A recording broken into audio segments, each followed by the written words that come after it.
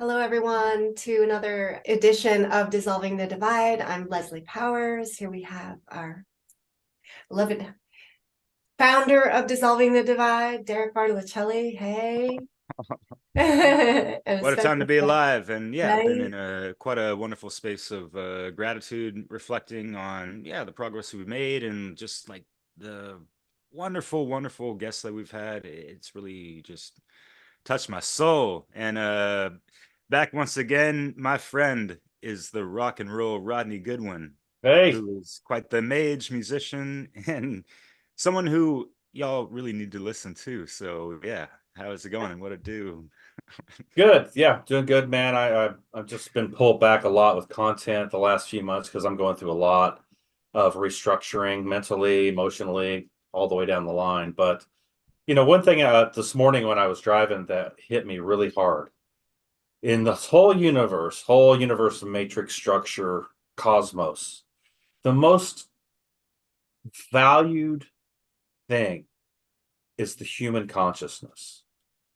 Our DNA, our etheric DNA, our physical DNA, our physical bodies. This is the most highest valued thing in the whole universe. And when people can get a hold of that in their mindset, that how valuable you are as a human being, and how valuable it is to align yourself correctly so that your consciousness can navigate correctly in context to leveling up, and climbing the I call it the mountain of Capricorn, and that's, really unweaving the karmic structures of ignorance. And so, it really hit me hard today because it's like I am highly valued in this universal structure, you know and so, that taps into going into 2024. The question I'm going to propose to everyone is, what is your mindset going into 2024? Are you allowing the outside aspects and the outside circus to dictate what your mindset is going to be going into this next year? And everything that's rumbling out there and trying to raise its ugly head, in context to, everything from, beating the war drums all the way down to, what are we going to do politically, all the political bullshit that's going on. So you've got all these, the veils that are trying to strengthen themselves, because Mm, guess what? We're having major penetrations into that first veil where humanity's locked down into. And right. oh, just a quick shout out. If you've not heard Sethic Esposa's Veil, the it's called the Labyrinth of the Nine Veils, right? yeah, Labyrinth of the Nine Veils. You need to Yeah. go listen to that because Yeah. that really does give you an absolute foundation and structure in context to actually what's the veils of limitations are that we're under. Kind of what we Totally. call the enclosure. So Yeah. it's really Real good. quick, just because I just want to say that, yeah, if people really delve into and piercing beyond the first veil, because a lot of people are still stuck up on that, even, in the conspiratorial realm, truth seeking, speaking realm. Right. So many people are still stuck into that first veil, geopolitical minutia. And, that's why I feel like, since they haven't gone further and progressed, they're stuck in a doom and gloom negative Right. feedback loop. So anything Right. about that? Because we're trying to flip the script. That's why we wanted to have you on. We're pretty optimistic about our own inner workings and pathworks for the next year. And despite all the crap that's going on outside and divisions and all that stuff, yeah, man, like we're here and active and trying to do the right thing always Yeah. and forever. Yeah, I'm excited to hear more about your suggestions for the most optimal mindset, Yeah. in the factors coming into this new year. Yeah, what do you anticipate? Well, okay, so starting off, the overall theme of the next year is going to be Jupiter. So, and that ties into the Sagittarian energy and to the galactic center, where Neptune is holding a square, or will be holding a square at 25 to 27 degrees next year. So we're going to really have this opportunity with this square. What is a square? That's tension. So you don't grow without tension. You don't grow without obstacles. Obstacles are there for you to overcome. And so with this tension, with Neptune being in Pisces, squaring off at 27 degrees Sag, which is the galactic center in context, we have a real opportunity to step into quantum leaping, literally quantum aspects on the timeline that we are currently on, to expand that consciousness and then have a greater effect input on the ethers and the collective aspect. And so this is a huge theme next year. Sagittarius is the theme next year. And even in the retrogrades in context of Mercury, it's all running fire elements. And I'm going to get into that, on the retrogrades. So everything is going to be running to the Jupiter aspect, because Jupiter it has the most aspects running next year, in context of trines, sextiles, oppositions, all the way down the line. Jupiter is the kingpin next year. So I just wanted to, give you an overview of that. So let's just get into the beginning right now, what's happening. So right now we're coming out of retrograde. So, we're, Neptune's out, Saturn is out. We've got Mars and Venus are direct. Chiron just came out yesterday. So we're out of the Chiron retrograde in Aries. And now what we have left is Jupiter, which it comes out December 31st, New Year's Eve. And then Mercury comes out the next day, January 1st. And then Uranus then is the last one to come out of retrograde, and that'll be on the 27th of January. So our retrograde season is wrapping up in context, and we are entering a place of catapult. So going into 2024, especially with Jupiter going direct in Taurus. So this is going to have a big time effect on all the internal work that we've done with the retrogrades in context to the outer planets, our unconscious, subconscious mind field, and then also, dealing with the Jupiter aspect, which is like an arrow of Sagittarius being pulled back, ready to launch. And so what we're dealing with here is all the plans, all of the things that you have had on the back burner, that you have had ready to launch, that you've been fine-tuning, working on, things that you've been wanting to launch next year. Taking it, probably the first 3 weeks, I would maybe hold off a little bit, because Mercury will still be in its shadow period, as it retraces back into Capricorn. But what are we dealing with here? We're dealing with what? A huge launch that's getting ready to take place. What do you guys think about that? I mean, have you been feeling this like horse at the gate kind of thing, where you're like, oh man, things are ready to rumble, I would say for me, like, I have a lot of ideas that have been sitting and percolating and getting ready to be created. But this 2023, I was just so slammed with like heavy weight. Oh, It felt like huge. all year long. And I felt like a completion of a lot of things and of freeing. And so now I'm very much in this like season of darkness, in this I feel like I've just like dug deep, and I'm resting and kind of recalibrating a bit and getting ready, to like launch things. So it really fits with my world. Yeah. How about you, Derek? Yeah, I feel kind of similar with Leslie. I've kind of persevered and had to stick to certain schedules and keep making videos, and I've done a shitload of live streams this year, actually.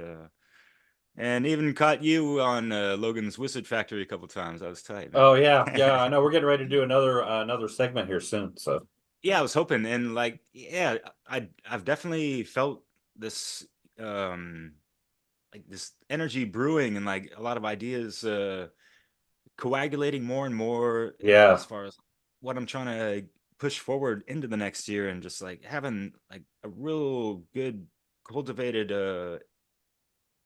energy of optimism, if you will, and just trying to keep that going, not let that exterior bullshit affect us. And like, yeah, there's movies coming out by the fucking Obamas or some shit talking about civil war when there's other wars overseas and all this stuff, and like all the polarities are getting more stretched out and like thinned out a little bit as far as just, yeah, I don't know, like people's indifferences between things, and just looking over here at things at a bird's eye view. Things are not polarized like that in France, but I'm just wondering why people, yeah, it's just too much propaganda and a lot of Yeah, heartstrings well, being pulled, right? Like, yeah.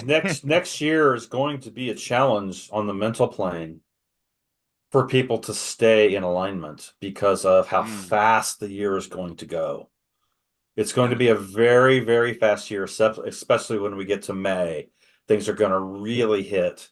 You And think so, things are quickening because of the AI augmentation as well, and like things are just rolling out well, hardcore now, and that's the other or thing. what? What do we have? We have Neptune sitting in Pisces. We've got Yeah, I Saturn wanted to sitting forget in about it. Pisces, right? Mm, So it's like you see things that are going on, and you say, is that real or not? You Mhm. don't even know what's real or not anymore because of AI, and because of what's been rolled out. So what it's done is it's blurred the lines, the boundaries. And what does Saturn want to do? It wants to what? Set boundaries. What does Neptune want to do? It wants to dissolve boundaries. So we've got this oxymoron, this conundrum going on in the Piscean gate, which is the gate of the big picture. It's the gate of seeing from above and being able to see what's going on, right? And so if you can't determine or decipher on the outside what's real and what's not real, right? What is it telling you to do? It's telling you to go inside. See?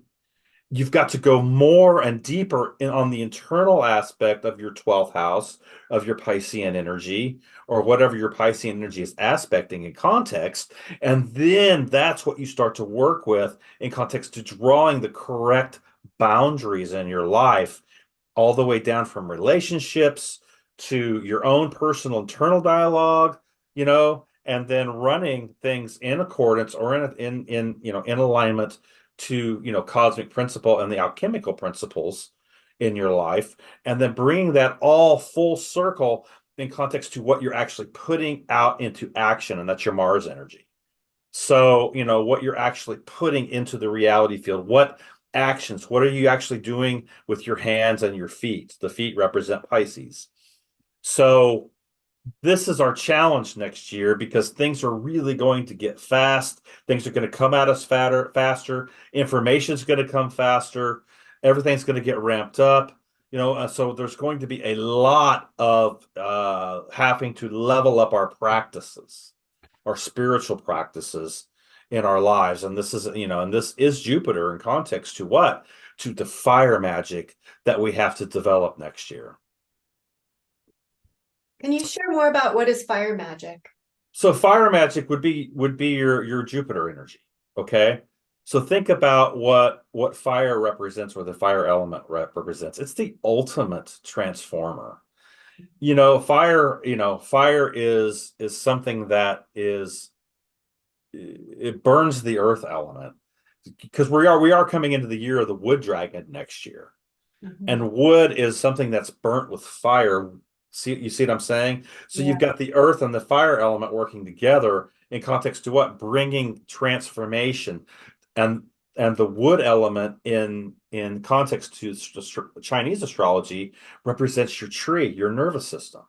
Oh, So yeah. it's bringing the fire element into your nervous system and up and leveling up how things are actually firing on your nervous system in context of bringing things into alignment to the galactic center, which is 27 degrees. And that's transforming your psychic abilities, all your gifts, honing things in the aspects of what your Chiron would be with your giftings, and healing the wounds. See, we've just come direct with Chiron. Chiron has just come direct. So, and it's in Aries of which is the self.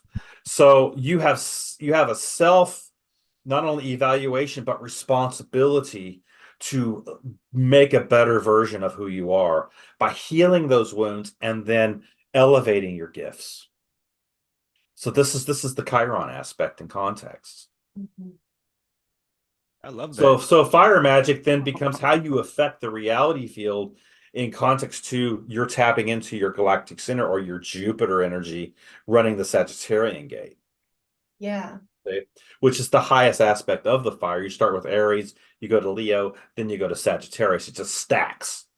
Like, so you go Aries is the initiatory fire, or what we call cardinal fire, and then you got the fixed element of Leo, which is correspondence to the sun, and that's opening up your heart. And then you've got the Sagittarian aspect running the higher self, the higher magic, the higher fire element in context to what you're actually putting into action. See?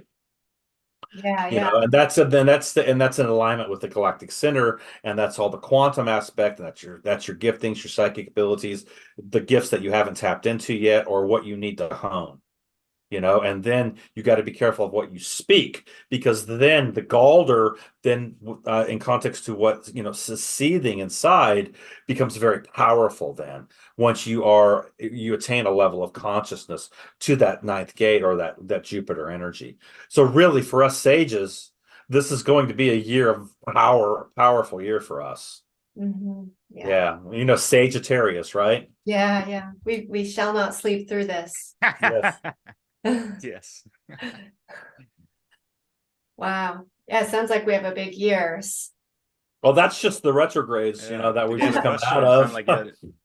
Yeah, there's so much going on next year. It's unbelievable. But let's get into the first, major thing that's going to be happening next year. Okay. So the first thing that's going to be happening next year is we are literally going to have a Plutonian gate change. Now, we all know, we've all heard this, right? Pluto's going to be moving into what? Aquarius, right? Out of Capricorn. And I call this a farewell to kings. Interesting. A farewell to hierarchical order in context. And that is on an internal level for all of us. The remnants of the hierarchical order that we've got, see what we're going to have Sun and Pluto in a conjunction on January 20th at 29.53 degrees Capricorn. So what is this signaling? 29 degrees is an anaretic aspect, and it has to do with the greatest challenge of the gate. That greatest challenge that you have in that gate is what? Is breaking the hierarchical order of your mindset, which we've all been programmed all of our lives to obey. Mm-hmm. Yeah. Right? We've got to obey the magistrates, and we've got to obey the man-made laws of the land, even if they're detrimental to us or our family or our friends or relationships. Well, that's the man-made law. We got to obey it, but not understanding that within ourselves, we are the Aquarian, we are the maverick, we are the rebel, And so what's happening here, it's a farewell to kings. Rush has a song called A Farewell to Kings. Have you ever heard that song? Quite sure, yeah. So it goes, when you turn the pages of history, when these days have passed long ago, will they read of us with sadness for the seeds that we let grow? We've turned our gaze from the castles in the distance. Eyes have cast down on the path of least resistance. And then the song goes on, it says, there have been scheming demons dressed in kingly guise. And I look at that line and I said, that's exactly what's happened. We have had, this demonized aspect to the king. Yeah.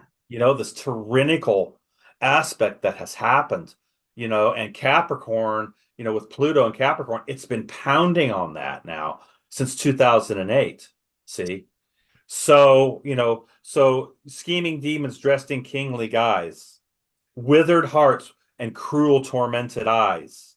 You start to see, when will we return back to the heart is basically what the song is talking about. When will the heart be the forefront of our existence and our consciousness as humanity again? It's a great song, man. So you guys should probably, if anybody listening, go listen to it. Yeah, for sure. Fantastic song, 1977, A Farewell to Kings. Mm. That whole album has Xanadu on it. That whole album is amazing. Yeah. I lived with a lover of Rush, so I heard. Yeah, exactly. So, anyway, so getting into this 29-degree aspect, right? So that's what's happening there. It's signaling the sun or the soul, the kingdom, right? That we are transforming within ourselves to the Capricorn gate. All those hierarchical structures now are signaling, this is the final time that we are dealing with this. And you're going to see it all over on the outside. You're going to see stuff come down. You're going to see stuff shift. The baggage, is going to shift on the The airplane. death throes, right? Yeah, you're going to see a lot of governmental aspects coming down or being shaken up. That's what's happening. I mean, hell, America's in its Pluto return. I mean, come on. We are seeing it here in America like you've never seen before. So then what happens is Sun and Pluto move together into the Aquarian gate at 0 degrees. I mean, it's mind blowing to see the announcement of the return of the Sun King, right? In context to how it's supposed to actually be, right? Within our being the king of your own life, being the representative or the totality of your own life. See, and then wielding that kingship to your internal dialogue and allowing that transformation to take place, because what's happening there, right? The king is Is there dead. a tarot card that corresponds to that real quick? The king is dead, and the king, long live the king. See? So the king of your own life now, in context to your own sovereignty, which is what Uranus or Aquarius represents, is now in transformative process. Like Lex Rex, real natural law within. Absolutely. This is announcing it from the heavens. Wow. You're actually getting an announcement from the heavens. Yeah, so we better heed that warning, right? Heed that. Absolutely, because this is signaling to us that, how can we collaborate, which is what the Aquarian energy is. How can we collaborate if we haven't come into a level of mastery of our own sovereignty? Yeah. See? Yeah. So hopefully we've all been listening to you, Rodney, over this past year or two. Then we're ready. What's that? Hopefully we've been listening to you and heeding your words, to prepare for this time. I think if we've done right, yeah. Right, because you asked about a rune, not a rune card, tarot card. Derek. That would right, that was corresponding to what you were talking about, how there's the false king, and that has to be renewed and regenerated into. Well, I think kind of got crossfired in a lot of what you were saying, so yeah. I think the Six of Wands represents the return of the Sun King. Let me pull it up. Let's look at it. Please, yeah. I'll find it. I know the minor arcana is so underestimated or underspoken about. It is. Yeah, it totally is. So this is great. I love this shit. Let's see here. May take me a second to find this. Yeah, wand representing that fire magic. The fire element, right? Exactly. Sagittarius, right? The sage, right? The mage. New direction found, vitality, abundant energy, clear goals, strong. Yes. Okay, you're good. You're pulling it up. Good. That's from Tsarian's catalog, basically. Yeah. So read that again. Read that again. New direction found, vitality, abundant energy, clear goals, strong focus, sense of purpose, strong identity. Yes. Taking the lead, right? Accepting the odds. There's a decisiveness, assuming the lead, dynamic leadership. Yeah, it is like the king taking back the leadership. Self-esteem, good health. Yeah. There's certain power there. What's that? There's a certain power, Oh yeah, that's it. Yep, Return of the Sun King. Yep, Six of Wands. Yep. Yeah, man, I love that card. Cool. Thanks for bringing that to our attention. Yeah, absolutely, man. So when you were talking, I could feel that energy running up and down my spine. It's like, Mhm. woo, that's Yeah. good stuff. Yeah. So see, it's all corresponding in context. Even when you look at the year of the dragon, that's leadership, man. You know, that's stepping into your leadership and your sovereignty, you know. And when it's the wood dragon, it's also stepping into what? The mental aspect in context to the intelligence. That's what that wood dragon represents. It's high intelligence, and so everything is kind of corresponding to this shift that's taking place with Pluto, moving into Aquarius. Now, if you want to look back, when Pluto moved into Capricorn, 2008, what happened? Capricorn represents foundations and structures. What happened in Well, 2008? didn't Facebook come out like A few wildfire a, a around few months a few 2008, months 2009? and we had the housing Oh, crisis, that's right. Yeah. and all of a sudden I everything, was the going to mention bottom that. Yeah. dropped out of everything. It was like, holy shit, what just happened, right? Because Pluto, what did it do? Had to it bail out the came banks in and all that shit. Yeah. it came Thanks. in and revealed what was going on under the surface, brought it to the light, and then that's where the transformation had to take place, and everybody had to pay the price for the bullshit that they were running. Well, not everybody, because a lot of people just skated out of that. A lot of the big Like app. Bernie made off with millions, right? Yeah, all the bullshit there, because it got you what, they're covered by, the hierarchical order, so to speak, right? But this is what I'm talking about now with Pluto moving you know, into Aquarius. We could see something, and it's interesting, Derek. You were talking about, the movie that was made on Netflix, the Left Behind, or Left Behind, or whatever it's called. They're signaling this in context, or they're trying to input this into the collective consciousness in context to, taking a psychological operation like a movie and occulting it, and then bringing it into a space where you know it people start talking about it, and they get caught up in all the occult symbolism, but it's a rabbit trail. It's putting your consciousness on something that they want you to put your consciousness on. you know does that make sense? A It Totally. little bit happens of all a Yeah. the rabbit time. Use the trail consciousness of diversion, It happens all the time. Yeah. foreshadowing. Yeah. you know the Simpsons predictable bullshit, that they put out there, all that, everybody's, always talk, Yeah. put in their consciousness on this stuff. And when you realize that it's all mind, right? And what they input into the collective mind, and people then start talking about it on social media, which is kind of like a hive mind, I mean, really, it's like, you start to see, all these, shorts and reels and all this stuff, TikToks and stuff, because people can't put their consciousness on, listening to anything for an hour or two. They got to do the 30-second snippets, you know, and there's nothing wrong with that, because we can use that as well. But I'm just saying, in Yeah. context You've been to doing your what, thing, man. yeah, in context to what, into what they're trying to input into the collective mind.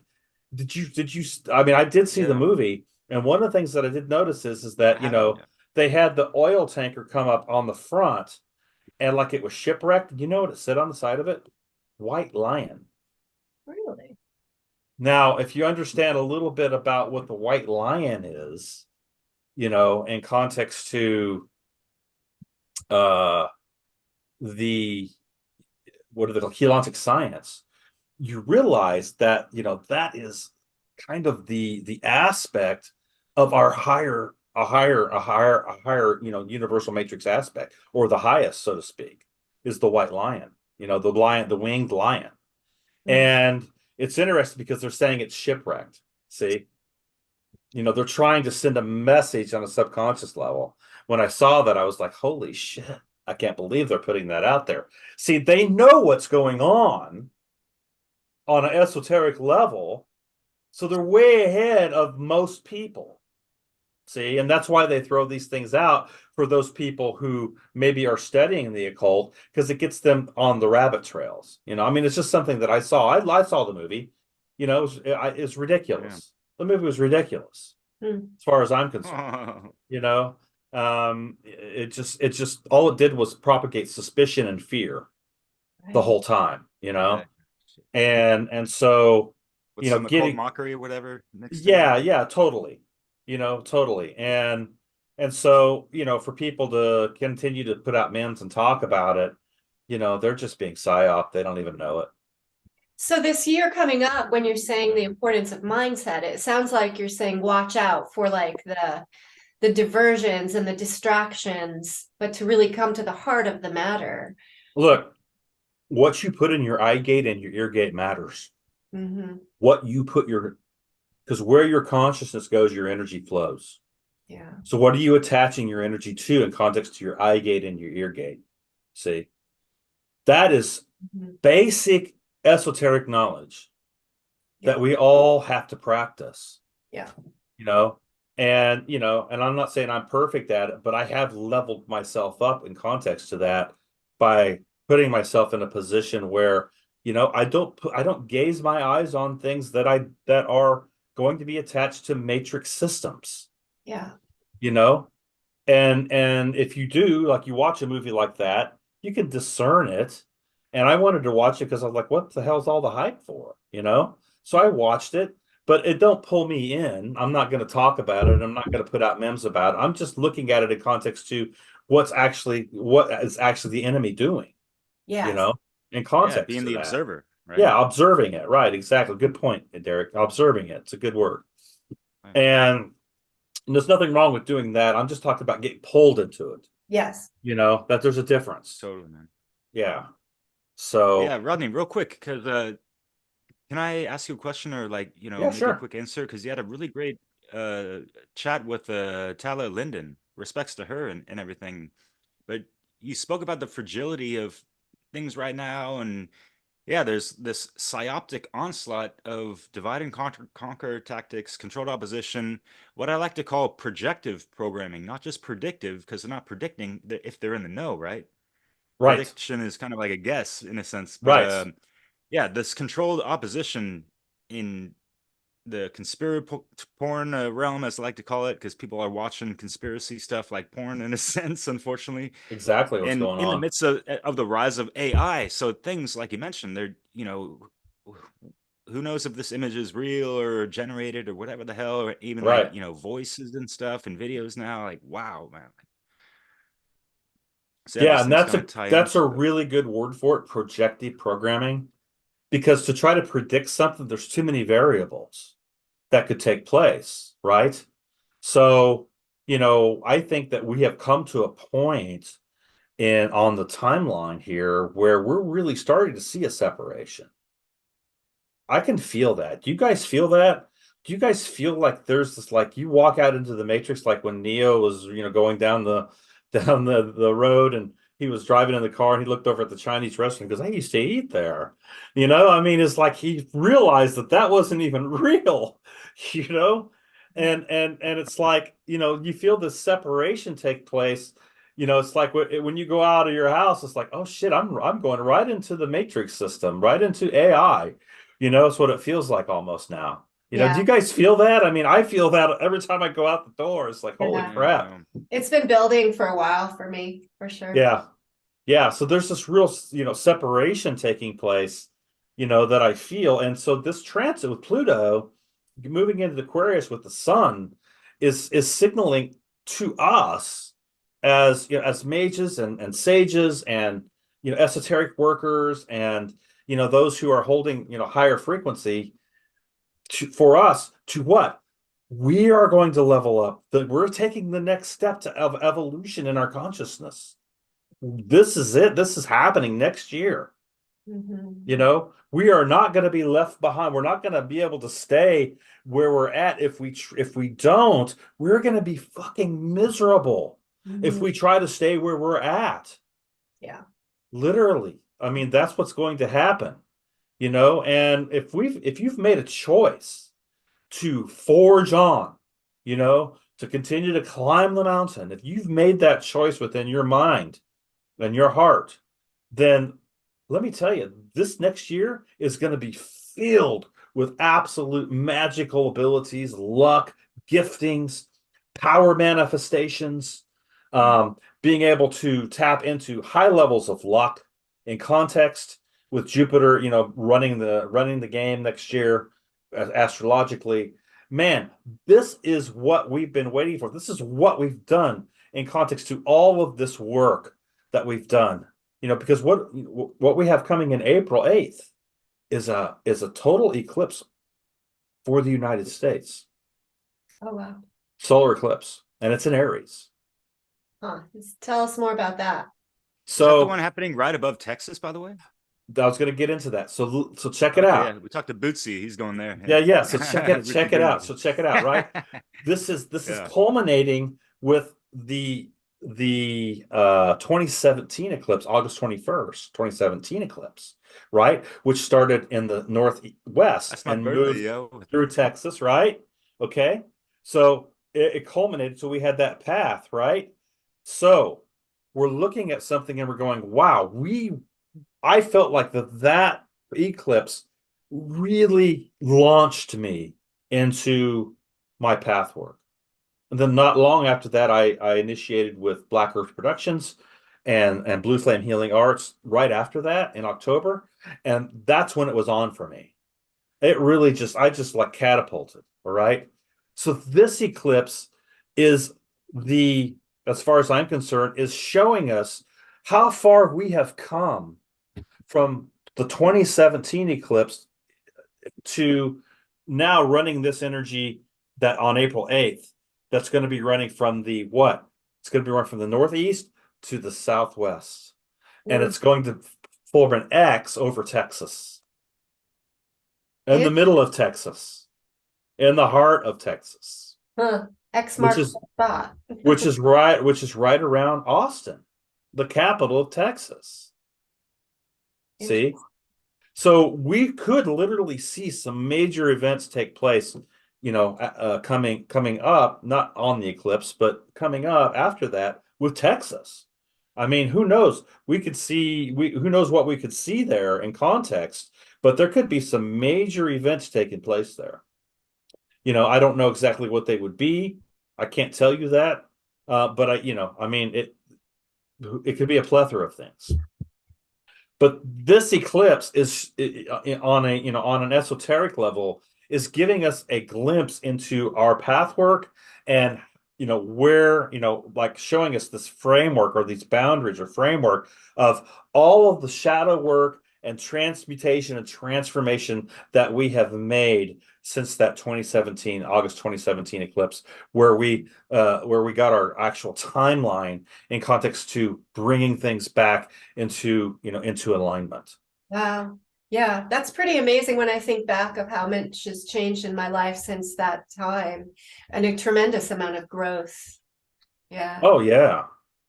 Oh yeah, think about where you were with your consciousness in 2017. How many different versions of yourself have you ran through? Yeah. Yeah. Oh, Yeah, that yeah. was a major platform of leaping forward in my time. Oh yeah. Oh yeah, absolutely. And see, what the thing about it is that you don't actually, because you are the player on the field, you don't actually see the impact that you're having not only on your own self but on the outside world. And so as within as without to vibrational correspondence. So you don't always see the impact. This eclipse is going to give us some insight into that. We are going to get some major reviews over this 6.5 year, 7 year period now that we've been in here to doing this path work and really leveling things up. So, I just look at it in context to, man, the heavens are really working with us. I mean, they are really working with us, even though, the solar spiral isn't totally intact. It's still so vital and important and pertinent to our internal alchemical process, what we call high planetary magic, or high planetary alchemy, and this is something that everybody needs to at least on some level be working with. Yeah. So we have the retrogrades, we're coming out of retrogrades. That's a really big thing that's affecting us. And yeah, then there's a catapult, right? Catapult, and then this date in we have the eclipses, but which is April 8th, the solar eclipse. Yeah, right. And there was 20. another thing you mentioned that's pretty significant too. The Pluto. Okay, so yeah, so Pluto was going to be moving into Aquarius conjunct with Sun at 0 degrees, right? They're going to be moving into the gate together. And then that 29-degree structure is going to give us a glimpse into, because 29 degrees is also can be a shadow aspect. Because what it's really doing, it's revealing the deepest shadow part of that gate. 29 degrees. So it's going to show us deep down, Pluto's going to give us a glimpse deep down inside of us of what we still have work to do with in context to regaining our sovereignty, which is Aquarius. Right. See? Yes. And it's going to do that.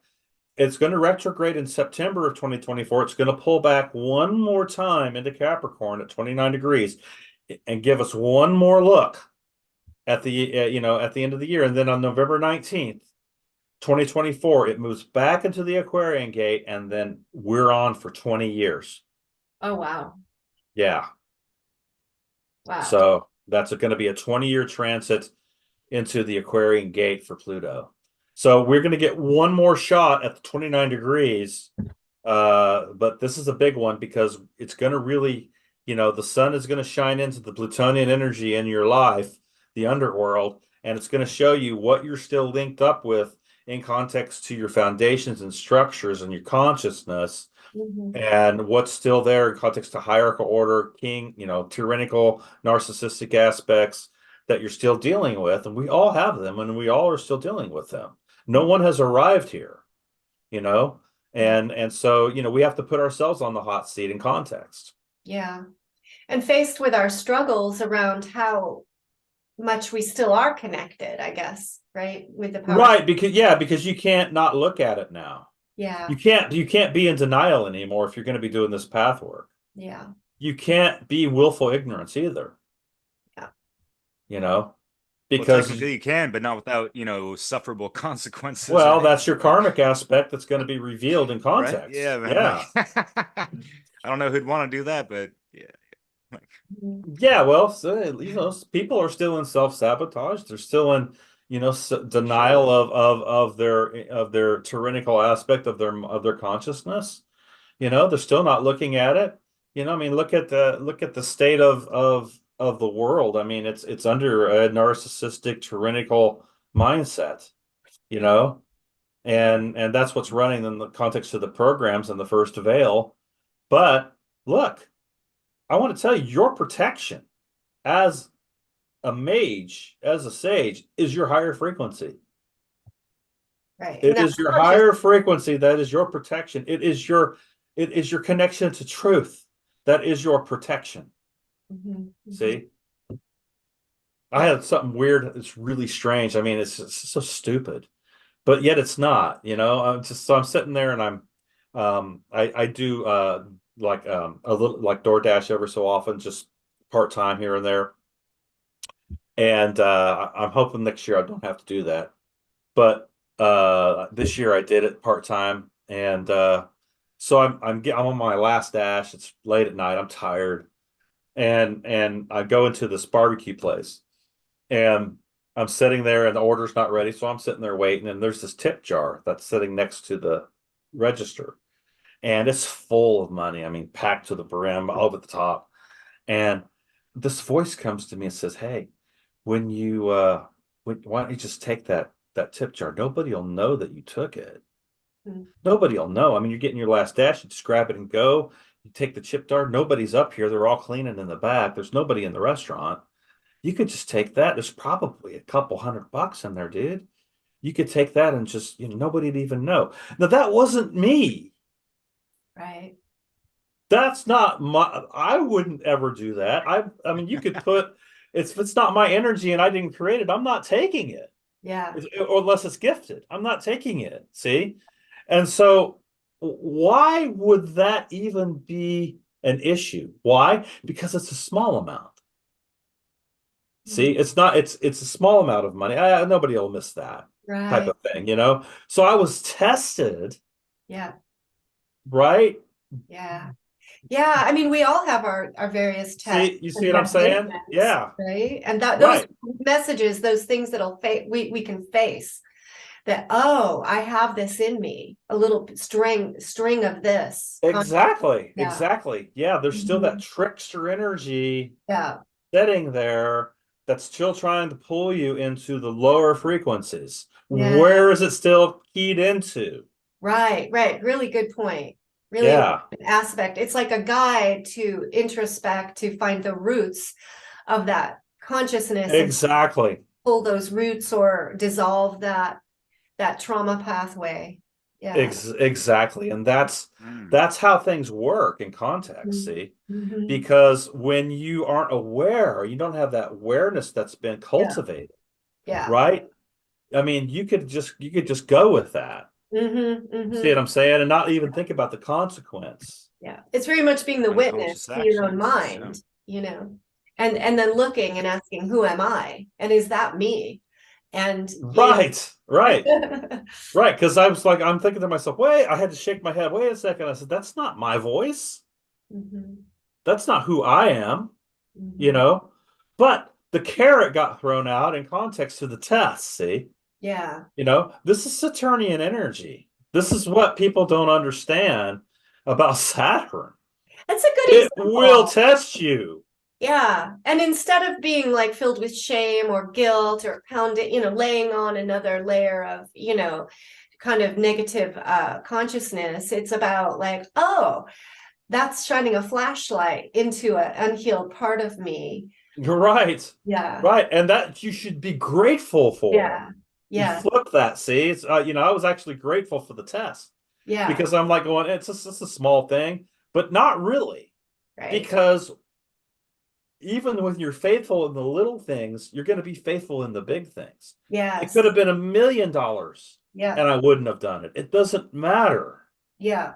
You see what I'm saying? Yes. Is Yeah. there a line of natural law or something, man? You understand Saturn some property rights, yo? Yeah.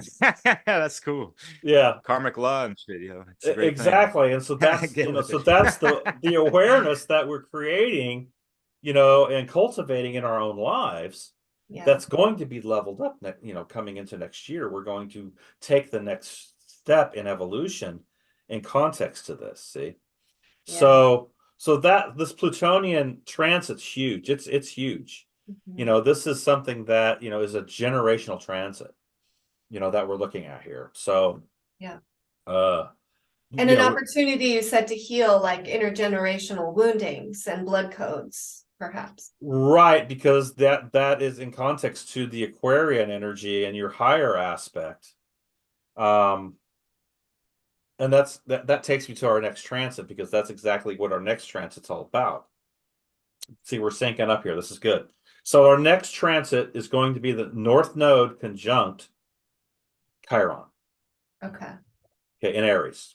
And that's going to be at 16 degrees. This is how we rewrite the script. Wow. See, this is showing us we're going to rewrite the script, right? Aries is the self. It's the energy of yourself when you're on the wheel, right? You're looking at what your ascendant is, first house, right? So first house is the house of self. Okay. So now it becomes a matter of your own self-awareness, self-sovereignty, and free will choices.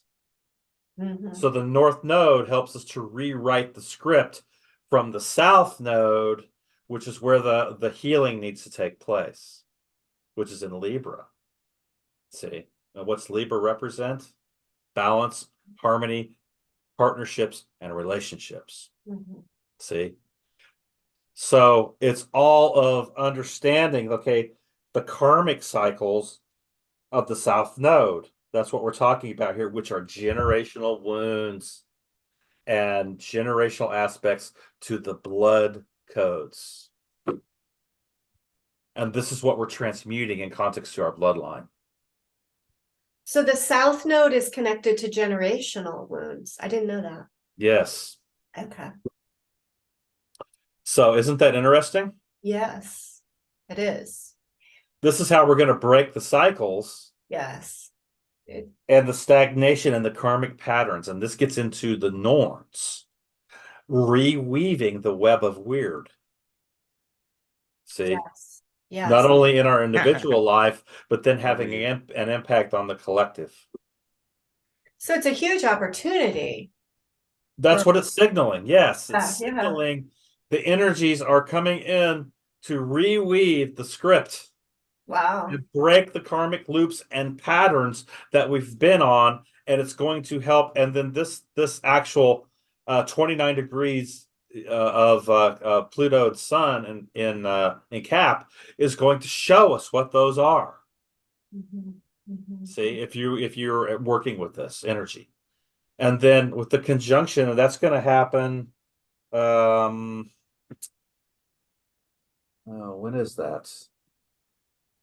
Hang on, let me look. I'll be right back. Let me look this up because I didn't write that down. And I don't remember exactly when No, that this is particular was going to happen. when the North Node conjuncts with Chiron and Aries. Okay, yeah. Okay, so that's February. That's February 19th. Oh, wow, coming up. Yes. So that's happening February 19th. And so we are going to have this. It's going to be a fairly long conjunction because the North Node doesn't move that fast. It's retrograding all the time. And then Chiron doesn't move fast. So this is going to give us a large window here for us to be able to really hone in on this particular transit, breaking those karmic cycles, and becoming more aware of what's within us that needs to be transformed. And then the 29 degrees with Pluto and Sun is going to shine that in and help us give us a signal or show us how, what's still there that we need to transmute. Wow, that's pretty cool. Yeah, it's pretty powerful. Yeah. So it's setting us up for the North Node aspect conjunct Chiron. And okay, so we're looking at the woundedness there, right? Well, let's look at the gift. And this gifting is leveling up your own self-awareness in context to your consciousness. Chiron taught the gods, my Lord. He was the one that taught the gods. So it's high level of consciousness and context to this. See? So it's your giftings and your strengths that you begin to play to, like gravitating towards the North Node to this aspect to heal the wounds that are there. If you continue to keep your consciousness on the wounds, right, and you're going through program after program, I'm gonna heal my inner child. I'm gonna heal this. I'm gonna heal that, right? But you're caught in the cycles of what I call the shadow. Yes. Okay, you can literally in shadow work get caught in the cycles of shadow work. Yes. Yes. And stay looping. And loop on them. Mhm. And Yeah. you're never 'Cause actually there's that healing ego anything. identification attachment to it, right? Something Yeah, like that. because you're just continually looking at your shadow aspects and you continue to loop on those, right? And so you're looping on the 8 in context to the numerology. Mhm. And what's happening? You're not actually coming into the 9, which is actually taking control of your actual energy force. See? Wow. This is a Spindle. theme that Chris Jansen and I have been talking about. We've been really talking about this vulnerability, I guess, to staying looped in what we call the healing, the healing work or the shadow work and Right. wounding, and you can just swim there and never really venture out if you're not careful. So there really is a need for another level of energy and refocusing. So what is your thought about how to leave the looping of the 8 and get to the 9? What do people need to do? They need to tap into the higher force. They need to tap into source energy. They need to tap into the actual planetary core. Yeah. And then make connection to the sun itself. Yeah. If you're working with the solar spiral, you got to make connection to the sun if you're going to actually create the 0 and the 9 within yourself and not be caught in the 3 and the 6 being pulled back and forth on the pendulum. See, that's how the number works. I mean, if you want to look at what the 666 actually is, let's look at it. It's what, 24 hours in a day? That's a 6. It's 60 minutes in an hour. That's a 6. It's 60 seconds in a minute. That's a 6. We are under the time, which is actually the beast, in context to Saturn and the blackened sun and the inverted energies Kronos, of the no. Saturning aspect. Wow. Yeah, you're putting this together for me in a way that's gelling a little better. Yeah, See, so this is what we've got to come out of and the is elegant the cards time loops. Yeah. Oh, that makes so much sense. And we get of stuck in the time infinite. loops of our own life experiences. The infinite in time. Mhm. Yeah, I mean, the figure 8 flipped sideways. Yeah, that shit, man. Oh, I had a right. question about you with that lockdown equation of the 369, and I wanted to know: is it dissipating? Is it tightening up? Is it losing gears?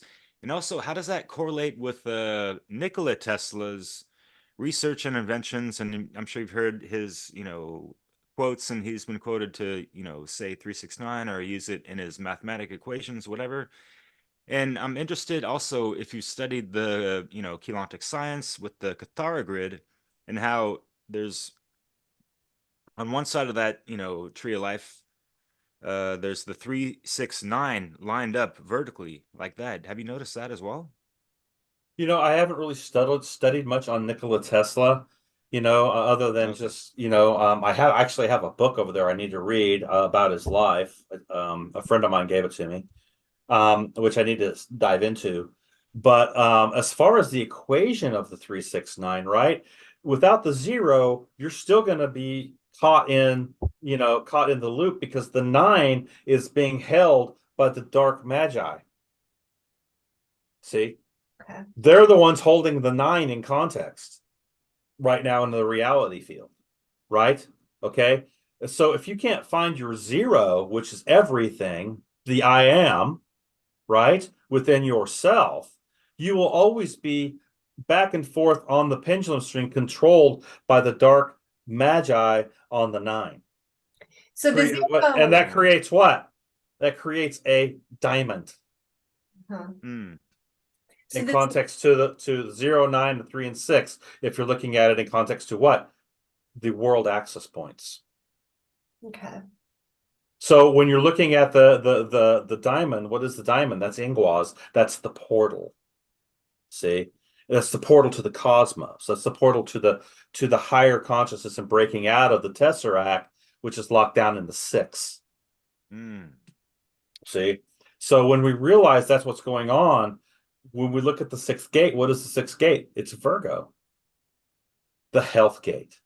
It's the gate where all the epigenetics is thrown against us in Mm. context to pharmakia, big pharma, all the GMO aspects, dealing with all of the chemtrails, the water being polluted, all the way down to the food being polluted, All the all the way elements. down. That's the 6th gate. We're locked down in context to epigenetics and how our DNA is trying to be manipulated.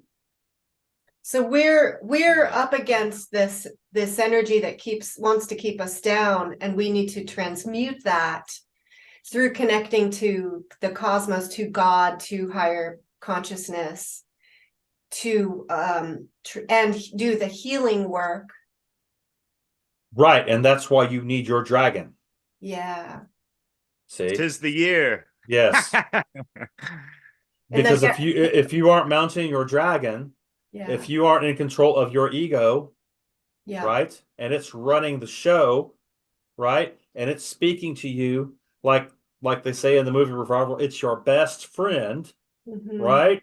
You think it's your best friend, then you're going to continue to be locked down on the pendulum swing to the 3 and the 6, Yeah. controlled by the dark Sith, the dark magi of the 9. See? Because they're always telling you, they're always throwing it out that they are in control. Mhm. Mhm. Okay. All right. So to access that, you've got to go to the 0. And then that is the circle of the magician itself, where you cultivate the cone of power and the actual portal of Ingwaz of the diamond heart in context. And Yeah. And that zero is also about pure potential, correct? Yes, because what are you doing? You're self-actualizing your potential as a human being, as a magician, as a sage, as a whatever. You become the I am in that circle, and you're cultivating your God consciousness right there. That's where you do it. Yeah. That's where you clear everything out and you become the I am of your own reality field. If you don't do that, you're not going to access, you're not going to open the portal of Ingwas. See? You're just not going to, Yep. and then that won't give you access to the higher universal structures and consciousness that we need to step into, getting into the Cathar grid in that context. Climbing up the Mm, 3, the 6, the 9, being able to realize that when we access the 9, we're accessing the 0 as above, so below. See? boom. And so when we're accessing that 0 within us and cultivating that cone of power, right? That's when we become have major effects on the reality field itself. This is where they don't want us to get. Why do you think all this is going on? It's not to psyop the norms. They're already caught in the web, in the tesseract. It's to keep those who are here locked down so that they can't break open that tesseract, break open that enclosure, bust it open, Boom. so that then that true cosmic energy can come in. Why do you think we're having so many solar flares in X class and M class, feeling all this electromagnetic energy coming through the cosmos from the sun and the central sun? How we are all being upgraded in context to our nervous system. I'm going through a major nervous system purge right last couple 3 days. I mean, the anxiety that's been coming up in context to trauma inside of me has been massive. And I've had to go to major protocols to just move this stuff out. Oh my God, I have been under siege from within myself in context to what's actually been upgrading, Mhm. within my own self. So I know other people are going through this. I'm not the only one, Yeah, man. you know? It's a different way of looking at our symptoms, so to speak, not to be afraid of them, but to seek understanding of them and see that like anxiety is an opportunity, to deepen this It's world. mindset again, isn't it, Leslie? Yeah. How you're perceiving. I mean, you could be like shamed, like, oh my God, I got this trauma still inside of me, and I really haven't I've done the work, and I don't know if I'm actually doing, all this stuff can come up, right? But when I look at it and say, no, it's a purge Yeah. that's coming up from my nervous system in context to where things are still out of alignment with my tree. Yes. Yeah. It's teaching And us. that kind of so yeah, it definitely teaches us for sure, Leslie. And that kind of brings The up a point Yeah, the pain's the in that greatest other teacher. video. Fuck. Why does that have to hurt so much, yo? Like, but yeah, like you harken on something that you mentioned in that video with Tala again. Going back to some of these, the new cage movement, and of course, yes, the psyops are, unwavering against the people that are trying to get to those, higher levels and level the fuck up and all that. So yeah, hence the controlled opposition, just ramped up a little bit more than usual, a little bit. But yeah, as far as like one of these psyops you've heard and you kind of called out is like the ascension symptoms and all this stuff, and Yeah. anyone could identify with that even if they haven't done the work. So it gives some kind of self-entitlement, and the people are bypassing things, and oh, let's just skip 4D. Everyone's talking about going to 5D and all this stuff, and like I don't even get it, because the lockdown equations are up until fucking 11D, so big fucking deal, right? I don't know. Well, and that's the thing, is that you see these like popular people, right, coming out. I mean, you see them there, and I call them plants. I mean, I think a lot of them are just out there to do damage control, so to speak. The what do they call those guys? The Jim Carreys of the world. They're out there to do damage control in context to what's going on, so that everybody's like, oh yeah, we know that's we're privy to this information, and we're with you, man. That type of stuff. But really, they're controlled, what you call controlled opposition. I think there are a lot of them are plants in context to what, to saying, oh yeah, wow, man, somebody really gets me. Mm. You know what I'm saying? That kind of shit. When in fact it's really just like, oh, let's deactivate what's going on. Let's use this as a trigger or a switch to deactivate. That's how I see it Mhm. in context to, the Hollywood stars, or, these different psyops. I mean, look, I'm not a fan of all these guys that are coming out like Alex Joneses and, Tucker Carlson's and all this shit that coming out, like, oh man, we're showing awareness of what's going on in the Matrix, and all. It's all, to me, it's controlled opposition. Like It's Russell first veil Brand. still, like what Russell Brand, all that. Yeah, exactly. Yeah. It's the Yeah. illusion of Yeah. ascension. It's tricky, very tricky. Well, yeah, because it's a matrix, it's a labyrinth. Yeah. Yeah. You can get caught in the web, right? Right, exactly. So you Yeah. got to have that awareness, and you have to cultivate that with the zero. That's where you cultivate it. Speak on the zero more, please, because like, yeah, for me, like thinking about what you were saying, brilliant. Also, thank you so much. That's kind of like the cosmic egg, the womb of creation, and like how we're Gununda birthing gap, so to new. speak. Yeah. Hmm. That's the word I was trying to say, and yeah, you want to speak on that a little bit because you've mentioned that in quite a few segments. I don't know if there's anything relevant in context. Obviously, there is, but yeah, man, you know about Well, it more than us, so yeah. well, like just going back to, what I formerly said about the zero and the nine. I mean, if you want to look at what Gununda gap is, a lot of people say it's the void. I think it's the womb. I think it's what's been hijacked in context, right? Yeah. So Hmm. Gununda gap becomes the zero in context to what? Creation, right? So you got Niflheim, you've got Muspelheim. They came together, the fire and the ice, right? And they and then they Mm. formed in Gununda gap, right? So this is the creation, water and fire, right? This is what we're dealing with. And so Gununda gap becomes the zero, or the womb, or the egg, so to speak, of what needs to be hatched or birthed in context to consciousness and reality. So what you cultivate within the zero, of which is everything, and which is the I am presence, your God consciousness, right? That is then, creates the cone of power in context to what you're connected to and hooked up to the sun, and to the element of the earth, and all the elements themselves, including water, fire, air and earth, and taking all those elements, bringing them into the zero, into the Gununda gap, and working Mm. with them to produce the fifth element, which I believe is the quantum aspect of our electromagnetic heart core intelligence. Yeah, and much respect to Hardcore Productions. Right, exactly. That's why I named it that.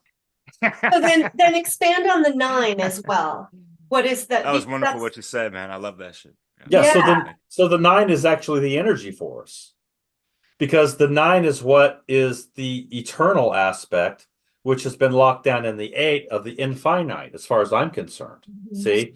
So they've Mm. taken the nine, they've locked it down in the eight, and then they've scattered the numerology to the 1, 2, 4, 5, 7, 8 with a three and the six, right? So without the three and the six, you don't get nine. You get nine, but if you don't have that three and the six operating in alignment in context to the zero, and the dealing with the ingwas, or the diamond heart, right? The Got it. zero isn't there, then you're just doing the pendulum swing, because you are not in control of your own energy force. Someone or something else is. And Okay. this is getting into the astral realm now. And if you take the astral and you flip it, you realize actually star is in the astral. The word star is in the word astral. So it is the stars that have fallen, the fallen stars, or our star core, or our heart, or our star core, or our heart core, that has been locked down to the lower astral planes and eclipsed by the veil, which is actually the moon energy in context. So the moon energy is what is eclipsing it. And the black sun then becomes the inverted Saturnian energies in context to that, by breaking cosmic law and creating karmic aspects. Then that throws us on the behavioral loops of the eight. And this is why the nine is so important to access, because if you can't access your eternal codes and your eternal spirits within yourself, by coming into the zero and cultivating the God I am consciousness, you will never access higher consciousness. You will always be locked down. Yeah, great summary. Wow. Yeah. That helps me. Fuck yeah. So we've come so far into the year, the timeline, speaking of the time, to basically April, right? Yeah, right. So what else we got for 2024? Okay, right. So the next thing that's getting ready to happen, it's going to be huge. This is going to be a once in a lifetime transit. We'll never see this transit again. Jupiter conjunct Uranus, 21 degrees. And that's happening April 21st. And this is basically, Uranus and Jupiter meet every 13 to 14 years in the gates, but we'll never see it in Taurus again. So this is huge because this is what?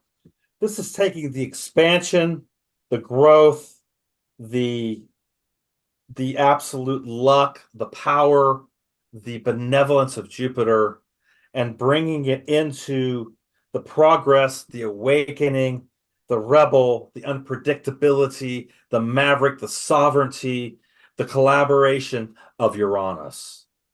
And those two are coming together in Taurus. So if you are running Earth energy in context to any of your gates, Capricorn, Virgo, Taurus, especially Taurus, if you have Tauronian energy in context wherever that lays, you're going to have major luck. Taurus is representation of money as well, or the money aspect in context to the coins. So when you look at it, there are opportunities that could be wielded out during this time or in preparation beforehand and then launched during this time that are going to bring big payloads. Cool. If you want to look at what Taurus represents, it's the bull, right? We're looking at that in context to what? That's why they use it on the stock market. It's that in context. See? And so when you're looking at this, right, it's telling us that there is some celestial optimism that's here. This is where we're going to tap into our celestial optimism on another level. Because what's happening? These Jupiter and Uranus are conjuncting in context, Uranus representing our higher selves, our higher aspects, our higher awakening, breaking barriers, breaking glass, breaking veils, piercing shit. The Tower card, boom, hitting the hierarchical bullshit and letting it fall to the ground, and then reconstructing a higher level of consciousness and building a brand new version of yourself. Yeah. See, this is what it's signaling in the heavens in context, it kind of reminds me of what Sethicus was talking about with the Hamramnir. Exactly, which is that the electricity. exactly. And I was thinking about the lightning bolt with the the Tower card and how that can be a really good positive shift in people's lives for the better. It is, Also. and that's the thing is that people fear the Tower. I got the Tower card. Oh my God, my life's gonna be, it's not like that. It's all about what's up here. What is your mindset? See, it's all up here.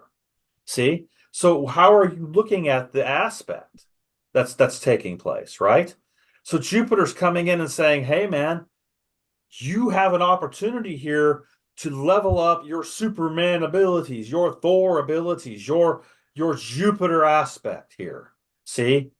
And this is very powerful because now, we can tap into this higher level of celestial optimism and bring ourselves into a place where we can really cultivate an expansion of our heart core, expansion of our heart space, and then take that on to the emotional aspect, right? Dealing with the emotions, which is frequency. Yeah. Okay, that's what energy and motion is, or emotion is. It's frequency, right? Yeah. And then we can really travel to another place. See? And it's interesting because, in some of this rune aspect that I've been looking at, getting into, radio is one of the runes which represents Sagittarius, which is the Jupiter aspect. See? So it's traveling in your consciousness with this transit, it's signaling the gate or the portal is open to travel into a higher benevolent space of prosperity, abundance in your consciousness. Mhm. See, what are you wielding with your consciousness? What are you, how are you wielding it out? See, where are you traveling to? You know, so we have major upgrades coming with this transit.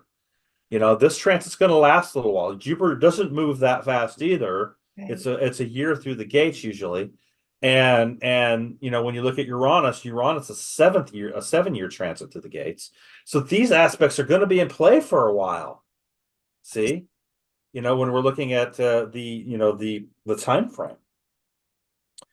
So we're So going to see these, a month or a month and a half of this really powerful transit, and then Venus is going to come in to the transit as well and hook up, okay, which represents in Taurus, which represents what? Not only your self-worth, self-validation, and self-love, but also represents what relationships now that you're collaborating with and coming together with, and what energy you're linking up in context to relationships to build something.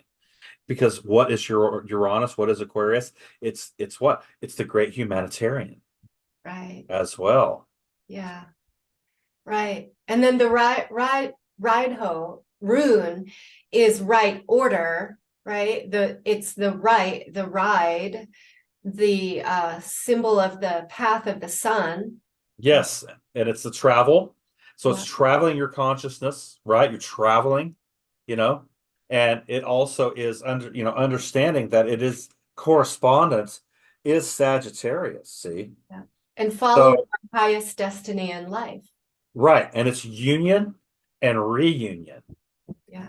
See, so it's not only bringing a new union into place, but it's also cultivating a reunion, maybe with those things or those relationships that maybe didn't work or were in the past, but now you're linking back up with something, coming into reunion to build something in a humanitarian aspect. Yeah. See?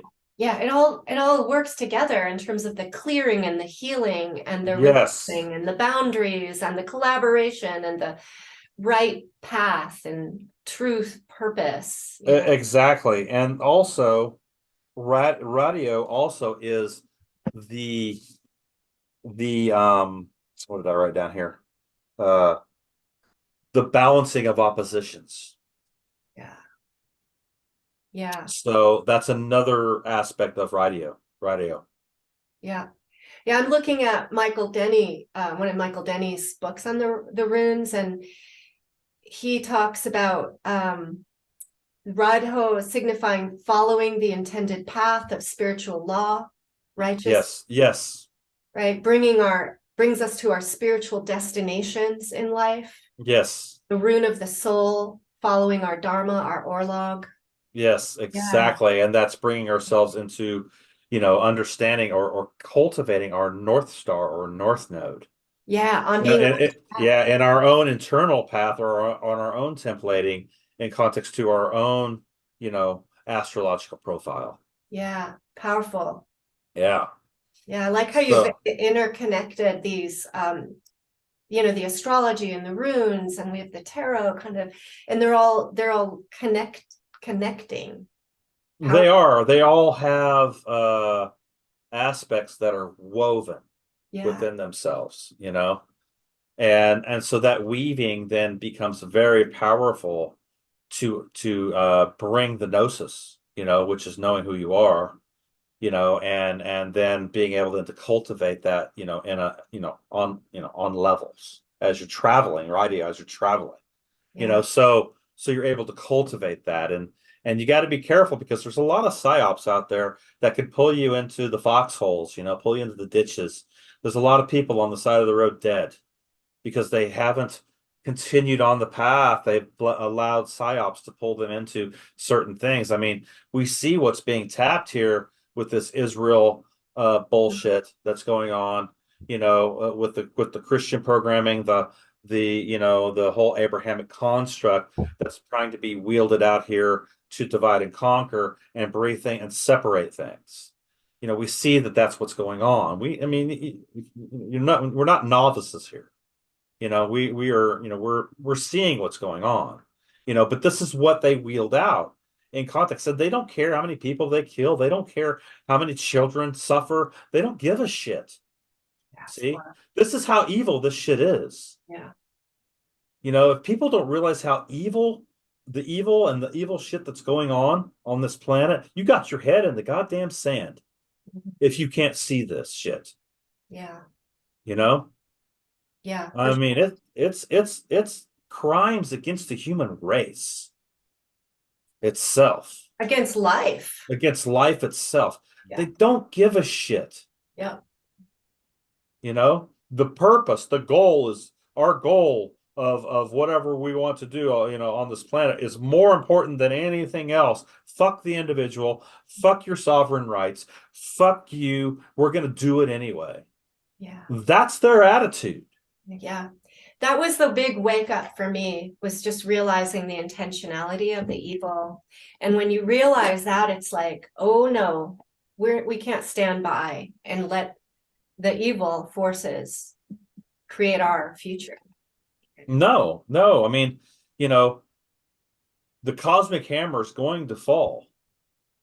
You can't continue to break cosmic principle over and over and over again and then take it and subvert that to energy to something else or someone else, by getting consent.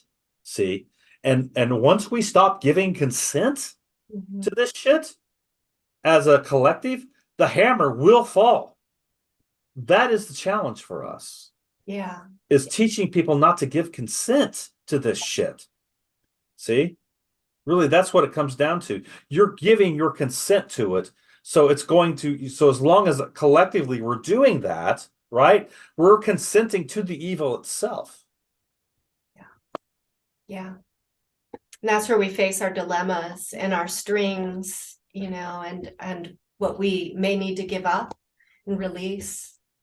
Right. And that's why every religion, almost every religion has psyop to what? As without, as within. It's on a reversal.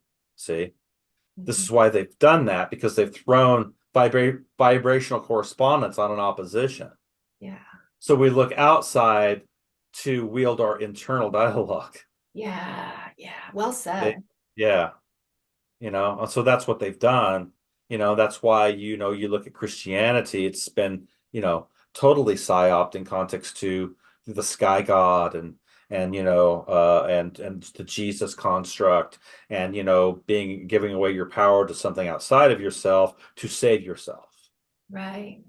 This is the reversals. This is how they work. And we're talking more about bringing the power, recognizing the power is access from within. Yeah. How can you ever ascend, quote unquote, ascend, if you yourself don't have the mindset of ascension or transformation? See? And you're not constructively using your consciousness to deconstruct what is out of alignment, transmute that, and then reconstruct it into alignment. Right. Become as light as a feather in order to. Exactly. You're not going to find balance and harmony. Word to my yachts. Right. Exactly. If you're looking outside of yourself for the answers. Yeah. Great. Libra. I had a Which question for you concerning Chiron and the wounded healer, right? Chiron is asteroid or it's not? called I a know it's dwarf. like It's called a number. dwarf planet. At what a lot of people Okay. label it as an asteroid. I say it's like a dwarf planet, kind of like Pluto. Pluto's Okay, so labeled you a don't think dwarf it's one of the planet. fragments of Maldek then? It could be. I'm not saying that it isn't. It possibly could be, but I think actually Chiron stood alone. I think it was actually Okay. a huge body or a huge planet at one time. I'm not saying that I'm right with that. I'm just saying that's how I personally feel. I haven't done a lot of research on it, so I can't really say for sure. But for me personally, I think actually Chiron was an actual body, a massive body at one time that basically I think had been destroyed too, as well, like Maldek fragments, context to the asteroid belt, maybe the rings of Saturn and Jupiter, so to speak. And that kind of thing. But look, the solar spiral is still relevant to work with.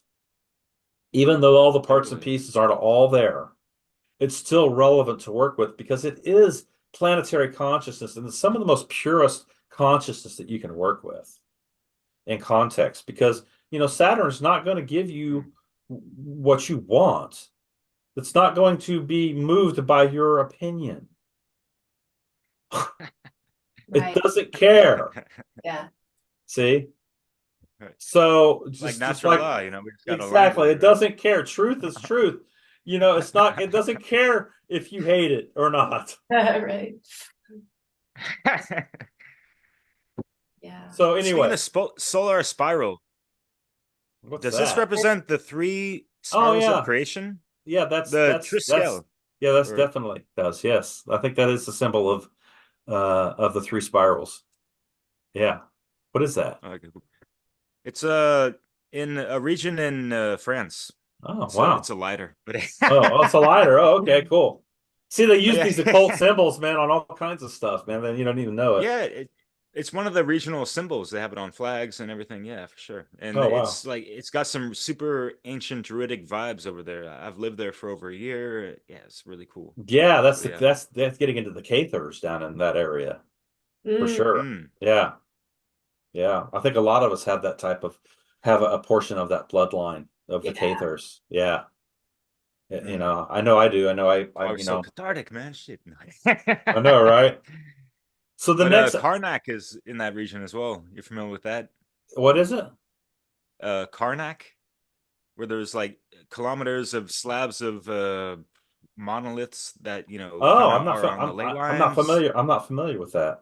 Wow. Okay, not to like digress into that kind of stuff. I just wanted to Oh, get that's your opinion interesting. on, Yeah. yeah, Wow. just Yeah, man, so. that's All a right, whole I'm gonna nother bring it back subject, real all those quick. megaliths, man. Yeah, it's a wild, magical place over there. I swear, ancient, beyond fathom almost sometimes. But Wow.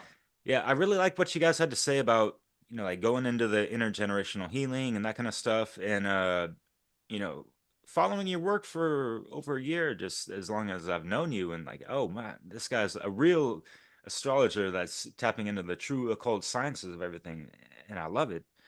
You mentioned, yeah, as far as like how we can get back and heal the organic true Earth timeline, whatever. And I like how the analogy of Back to the Future on some Marty McFly shit, enchanting under the squared Neptune under the sea. Like Yeah.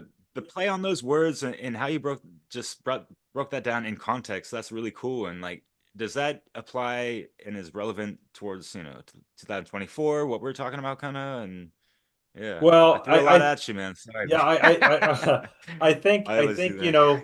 we're definitely going to be playing with the Neptune energy squared off with the galactic center. That transit's going to be going into 2025, 2026. So it's going to be on for a while, this particular transit.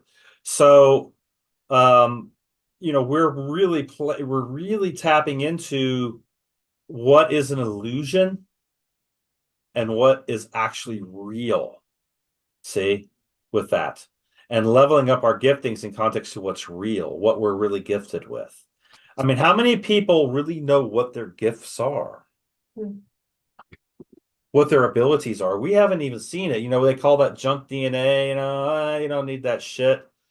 That's actually where I believe a lot of our giftings are, our abilities are supernaturally that Mhm. we haven't really tapped into yet because there's a lot of work to be done to remove those overlays or frequency fences, so to speak.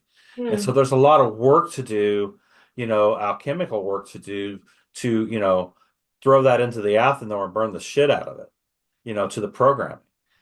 So when we're doing this aspect, I believe next year we're going to really be able to actually probably tap into some of our giftings that we didn't know we had Mhm. next year. I think that's what next year is all about. Because as the darkness levels up, so does the light.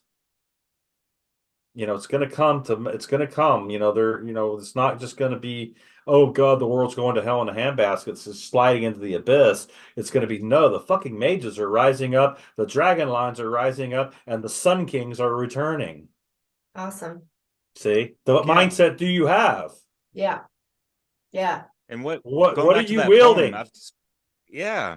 What about, Rage Against the Dying of the Lights? Whatever happened to, that kind of sentimental value that, sparks the light up in that will force to make someone want to do something, the proper righteousness.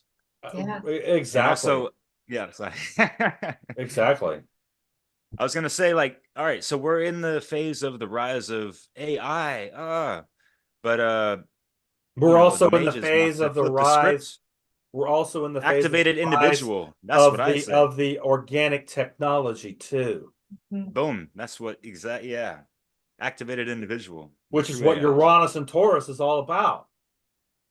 Mm. It's preparing us for that. Because when Uranus moves into Gemini, it's on in context to what? Balancing those polarities and bringing that balance into opening up the portals to our intelligence, our human hardcore intelligence. See? And this is getting into where what Jupiter is going to prepare for us, where Jupiter enters Gemini next year on May 25th. Mm. This is when it gets on. This is when things become like light speed because we're dealing with Mercury now. See, we're dealing with the Gemini gate, right? So things are going to get fast. Things are going to get active. Things are going to come at you fast when Jupiter enters Gemini. Okay, so next year in May, it's going to feel like you're going to feel the shift that's going to take place when Jupiter, the largest planet in the solar system, the massive uh, uh, um, gravity that planet has, is going to pull us into that Gemini gate, right? And so that's that. Then it's on in context to information, communication, control, all those things that Gemini represents, right? So you think you've seen anything now in context to what's going on out there? When May hits, man, things are going to be rolling out like crazy as in context to this AI timeline that they're wanting to propagate and bring up. Let's see. So we're in the opposition to that in context to the organic technology. So this in a way gives us a timeline to work towards, right? In preparing our communications. Absolutely. Because when Uranus moves into Taurus, I think it's in 2026, maybe late 2025. I don't know the exact date because I haven't looked at it. But when that actually moves into, then it's on for us because Uranus is representing our collective collaboration. See? And not only that, but it's representing our sovereignty, our free will, and our total awakening of our organic technology in context to what Gemini represents. And if you look at it, it can represent the hemispheres of the brain itself. Hmm. See? Like twins. Yeah. Wow. You know? Yeah. And the actual Yeah. nervous system to Mercury. Mm-hmm. So this is why we're preparing. See, the Yeah. 2024 is going to give us a taste of leveling up, but it's also going to give us a year of major preparation for what's coming. Wow. Yeah, and then Pluto will be in Aquarius as well. See, so we'll have Pluto and Oh, yeah. Uranus both sitting in the Aquarian gate. I mean, excuse me, Pluto in the Aquarian gate and Uranus in the Gemini gate, which is the air, but representing the 11th gate. Let me backpedal on that. So Uranus represents the Aquarian energy in Gemini, and then the Plutonian energy is transforming the Uranian energy where Uranus sits in the gate of Gemini itself. Does that make sense? That's how the thread works. Yeah. Yeah, and does it make sense to say that, the Gemini, Aquarius, both air elements, right? Yeah, they're And both on the gate those of the air winds are elements. blowing Right. things faster, I guess. Right, exactly, because you got Gemini running the 3rd gate, and then you've got Libra running the 7th gate, Uranus running the 11th gate. See? Okay. So that's why the 7th gate's so important to find that balance and harmony on the air element so you can okay. access your higher self, which is the 11th gate, context to the Uranus energy and Aquarian energy. Gemini being And the I like to place point where out you once again, sorry. Gemini being the place where you cultivate the internal dialogue to balance and harmony. It's like the right left hemisphere balance, the wide Right. mind, Yeah. having the wide. Yeah. Bringing your mind into one sphere Yeah. instead of divided. It's like the hieroscomos, the Yeah. energetic merging of Boom. creative energy. Exactly. Yeah. So that, Fascinating how you're just really weaving all of these things together in this cohesive picture. So many things correspond. Yeah. Yeah, it's lovely. And the optimism that you bring, and it's very inspiring and I feel like empowering. It guides us. And that's what we need. We need the yeah, not the downer, like, we do need optimism, celestial optimism.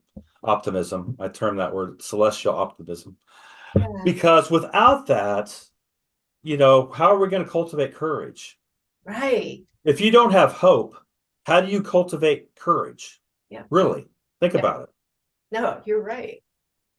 That's why I love your approach. One of the things I love about your approach, Rodney, is it's very much the warrior energy of inspiration and creating that courage, and seeing a path and knowing we're not alone. There is a celestial energy that we can take wind, we can take the energy from this celestial experience to empower and grow ourselves.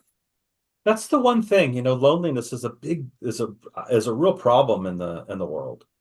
I mean, I was reading an article a couple days ago about loneliness and how it's like an epidemic everywhere. Yes. People are so alone, even though they got, whatever they feel like the loneliness, the sadness, there's all this very low frequency that's taking place. And once you open your heart and you connect to the higher force, you realize you're never alone. Yes. You are never alone, Yes. ever. Yeah. You have at your fingertips, you have such correspondence to relationship with source energy if we could only cultivate that. Yeah. And cultivate it, and keep going and keep rolling. Even when we have these dark nights of the soul where we're diving down into that underworld, I am not walking in that underworld alone. Yeah. And then with these type of talks, it really can connect us all really around the world in this coming together with this energy and riding the winds of transformation together. Absolutely. That's the Aquarian gate. That's the collaboration. Yeah. In context to that, and so when you start to understand that, you have this understanding of that, then the game changes. Yeah. You realize what you can and cannot control. Mm-hmm. And so what you cannot control no longer can control you. Mm-hmm. Mm-hmm. See? So now you've sealed off your auric field in context to that. It can't hook in emotionally to you. All the bullshit, the left wing Zionist shit, all the right wing, all the polarity shit going on. It can't hook in anymore because you've sealed that off. Yeah. See? There's no place for it to land. Yeah. See? Yep. Ooh, that's a great thing that I had a question like an hour ago.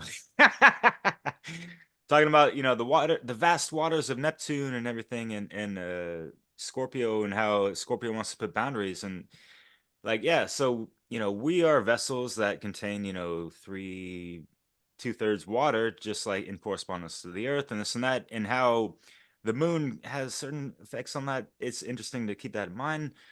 But as far as like being able to create our own containers of our waters of emotion, if you will, within our own container, I guess that just kind of metaphorically means setting boundaries for ourselves so that our emotions don't spill over and we get loosed out kind of stuff, and like you said, get hooked into the fucking miasma matrix bullshit kind of thing.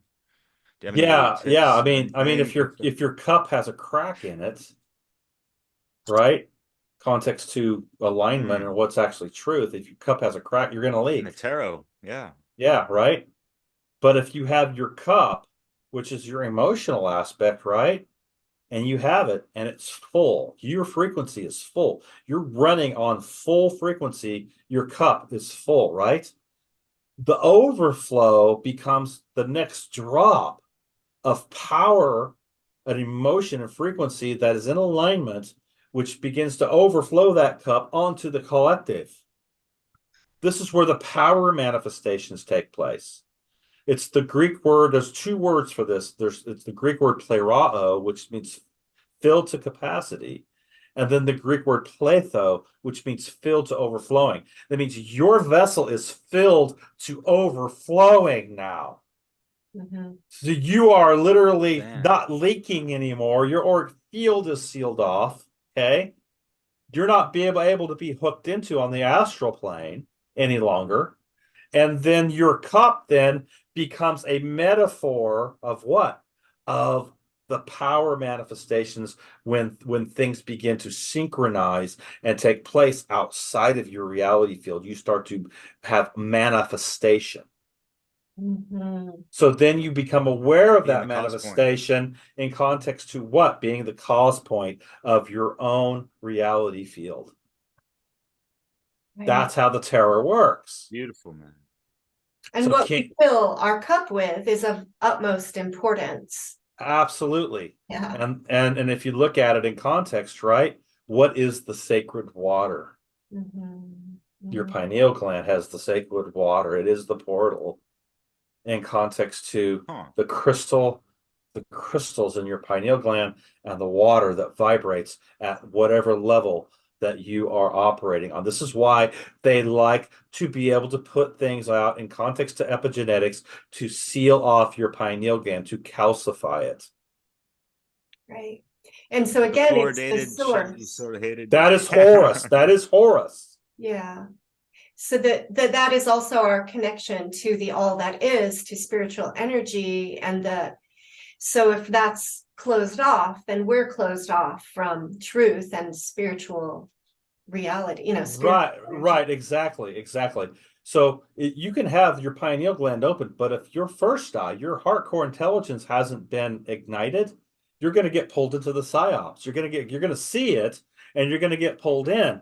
But until you're actually navigating from your first eye, which is your heart core intelligence, Mm, then connecting and bridging those centers to your pineal gland right here, or yes. right here, so they're bridged, right? Yes. Then what you speak, what you galder when those are connected becomes the fire magic that your arrow that's shot in Right. context. And then also the will force, right? And the will also force, part of yes. that trinity. Which runs to your grounding chakra in context to that, or the grounding aspect of your energy field connected to the earth aspect when you're grounding into the earth. Yeah. And into the core of the earth, or the center of the earth, or the sun, the central sun of the earth itself. Yeah. Wow. So Rodney, we have about, I would say, I don't know, a few minutes left. We're Okay. approaching our 2 hour point. And I think there's plenty of year to still talk about. So we might We can stop there. I mean, those are the actual major transits that are taking place. There's other things that will be going on later on in the year, but in context to this, just want to get quickly into this rune energy, because Yes. I think it's really important that people understand this.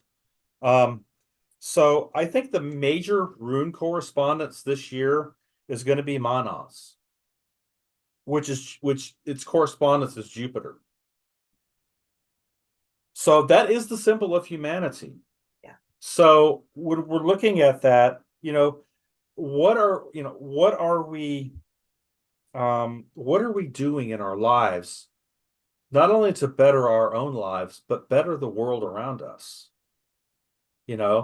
The common good around us. What influence it makes us take a look at, our sphere of influence, and how we as shamans, the healers, can expand that sphere of influence in our lives. That's Manas.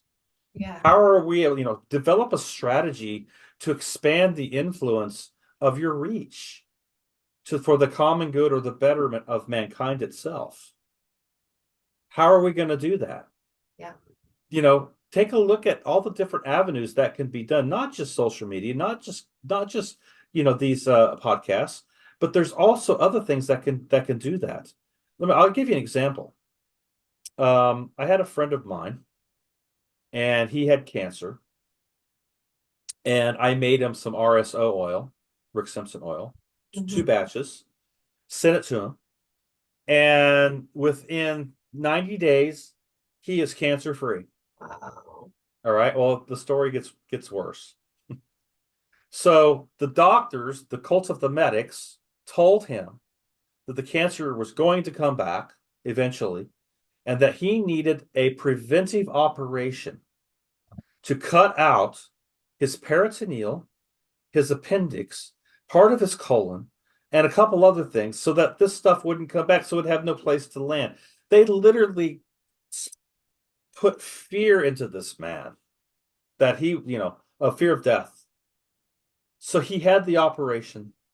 He never healed from it, and he passed on. He died. He died a month and a half ago, about a month ago, I'm sorry. by the cult of the medics. The cult of the medics butchered him.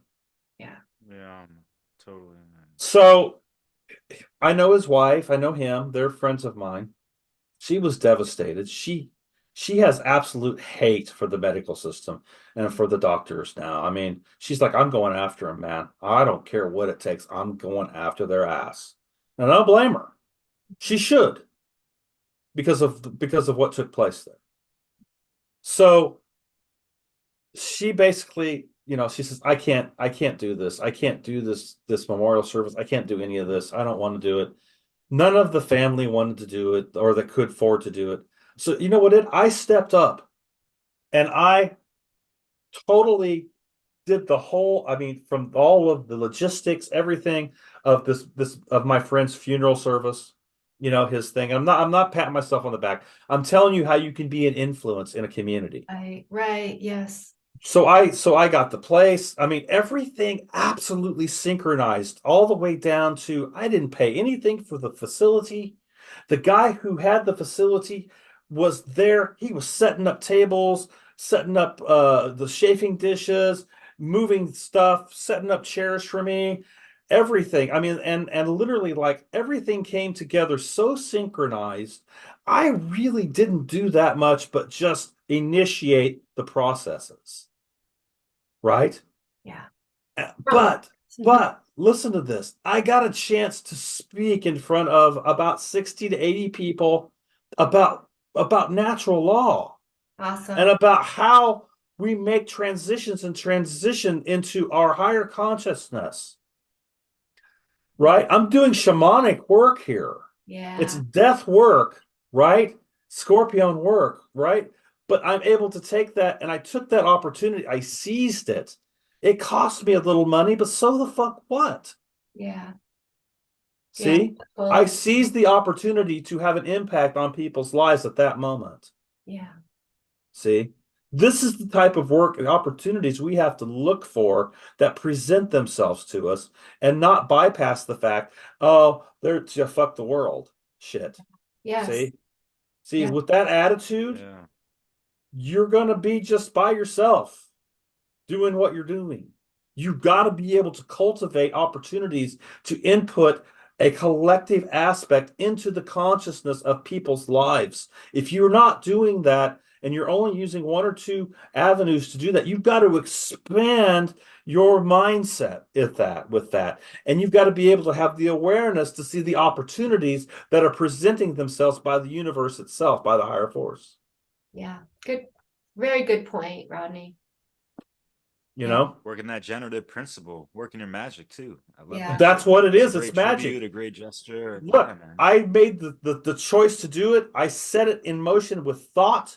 I put my action into it, and everything lined up in synchronicity. Yeah. I literally saw it happen. Yeah. That is magic. Yes. And it's wielding the power, the forces beyond yourself, in those Absolutely. That's moments. manas. That's how manas works. Yeah. Yeah. And it takes away our excuses, because I think we all have them. We Oh, need yeah, to I don't do have it. time. I don't have the whatever. Mhm. You can make any excuse you want. But Mhm. when your heart opens up for something, and that heart then becomes your fire magic in context when you're putting it into action, right? Then the synchronicity is going to take place. You can't have any fear. You can't have any second doubts. You can't be double-minded when you're going into those aspects. You have to be razor sharp focused like a sword. See? Yeah. That's going to cut both ways. It doesn't matter. See, it's a two-edged sword. It's going to cut both ways. It's not going to, be double-minded Yeah. Yeah. because That's both sides of that sword are sharp right. and having an impact. Yeah. So you're cutting through all the bullshit in context to what slows you down in context of the 3D world, or how things, supposedly are going slow here. This is what we're dealing with. We're dealing with the what? The absolute regeneration, number one, and number two, the catapult of something that happens faster than it should. So we're going to start to see manifestations take place on a much quicker, faster level when we realize that we can close that time and space gap. See, we're closing the time and space gap because we're tapping into the eternal. That's what the zero is all about. As if it's already happened. You are seeing it as if it's Like already zero-point taken energy, place. whatever. That's exactly what it is. Great. I think that's a great place to call it a day. Yeah, Very powerful message. Oh, I was having so much fun. No, I just kidding. know. I We'll know you have got to to do bring you things, back, Rodney, and we'll finish out the year with you. Or halfway point, maybe. Wow, absolutely. Rodney, I'm blown Yeah. away, man. Wow. Yeah, no, Thank you it's so much. powerful. Thank you so much. Absolutely. Anytime. I appreciate the opportunity to be on, and I love you guys. Much love to what you're doing, your work, and everything that you're Likewise, putting brother. out, man. Just keep rolling, man. Keep leveling up. We're Yeah. all in this together, man. There's no one here that's not tapping into something, and so we just gotta keep going. You Yes, know, obstacles are going to present themselves, but so what, man? It's only an opportunity for growth. right. And these collaborations, like you Spiritual say, are progression. really important parts of this energy, like creating more and more energy in our force, right? Absolutely. Yeah. Absolutely. Yeah. Well, thank you. Thanks for everyone listening today to Dissolving the Divide. We look forward to the next time. Thanks. Absolutely. Forward to having you back. And everybody check out your work. Share again where they can find you. You can get a hold of me at hardcoreproductions9@gmail.com. I am in the process of reworking my website, hardcoreproductions.com. Okay, cool. And I am on Facebook, Rodney Goodwin, and I'm also my YouTube page is Hardcore Productions. I got about 100 videos over there or so. And then let's see where else. I think that's about it, really. Yeah. Yeah, So everybody check out Rodney's work. It's oh, awesome. I have a Hardcore Productions page on Facebook as well. Yeah. You can actually book a session there if you like. I do, tarot readings, and I'm actually working on a new reading. Which is a galactic center reading. So it's basically taking the galactic center of your chart and then seeing, where what's in union or conjunction, what's in sextile, what's in trine, maybe what's squared, and then looking at all your orbs and aspects to the galactic center itself, to where you can access your Jupiter energy and activate that. So that's a new reading that I'm in the process of working on. So Excellent. great. Yeah, I had a reading with you, Rodney. It was very amazing and eye-opening, and for me and my life kind of trajectory. So I encourage people to take you up on those opportunities. absolutely. So yeah, much love, everybody. Thank All you. right, And thank you. Yeah, much love, Yeah, Rodney. thank you, Rodney. We'll see you later. Thank you, Derek. okay.